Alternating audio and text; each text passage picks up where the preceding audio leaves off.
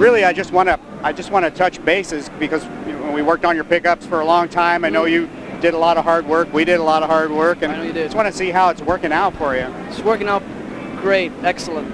It's fantastic. I started using it on the Firewind tour last fall. I just recorded a new album with Firewind with these pickups, and they respond really great now. Yeah. Now, if we go back a few years, yeah.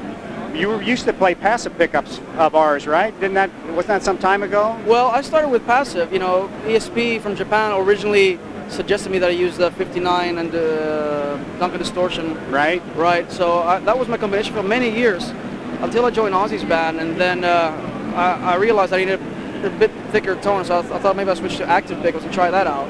Yes. That's when you guys sent me the original blackouts. Right, yeah. So what was the big difference that you were hearing between the original blackouts and your former passive pickups that you were playing? Well, I mean, it's like day and night. You know, it's like worlds apart. Not to say that in a bad way, in the greatest possible way, because it's just different tone, different sound. Right. And passive is passive and active is active.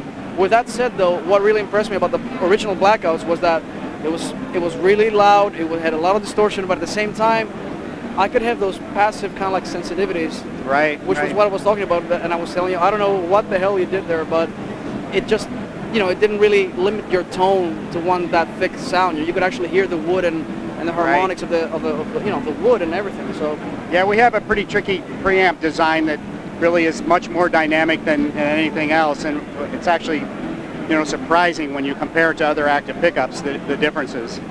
Yeah, that's what I'm saying. That's what really blew me away, because I thought, hey, I don't have to sacrifice my tone in order to get louder and have that more distortion. I don't have to sacrifice the quality of my tone.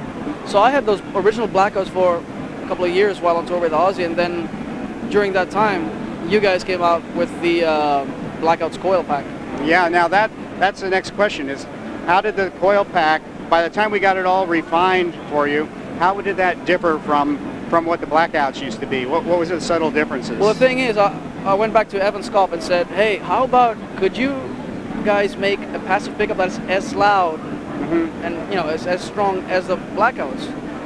And then he started thinking about that, and then the Blackouts coil pack came out, which was like a active sound with a passive look, right? Yes. And he sent me a couple of those pickups to try it out on one of my guitars. And I thought that was even more killer. I don't know, for some reason, just fit my style and sound really good.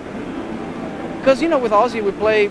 There's different kind of stuff. There's different eras. There's the Sabbath stuff, the Randy stuff, the Zakk Wylde era, the Jake Lee stuff. Right. So you need to be kind of like, you need to be versatile up there. And I thought that pickup was really covering the whole spectrum of sounds. Right. From Tony Iommi to Zakk Wylde. So. We spent quite a bit of time just doing very fine refinements. I know we were sending pickup sets back and forth with you, and we did a lot of refinement. What were you listening for when we were doing all those little refinements? Well, I mean, every pickup was slightly different, and I would try them out on a few songs every night, and I would just get a vibe on stage, and if I felt like somewhere had too much distortion, or some had too much low end, or too less low end, or it was like stuff like that. I mean, I was coming back with comments every now and then, like, oh, can we make the low end a bit tighter? Right.